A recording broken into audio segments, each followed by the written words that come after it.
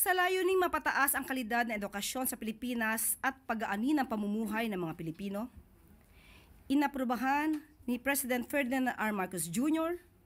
ang 6.793 trillion pesos proposed budget para sa susunod na taon. Sa ginanap na cabinet meeting sa Malacanang kaninang umaga, binigyan diin ni Pangulong Marcos Jr. na sisiguruhin na ang 2026 budget ay hindi lamang pang economic growth, kundi maiangat ang buhay ng bawat Pilipino at ang susunod na mga henerasyon.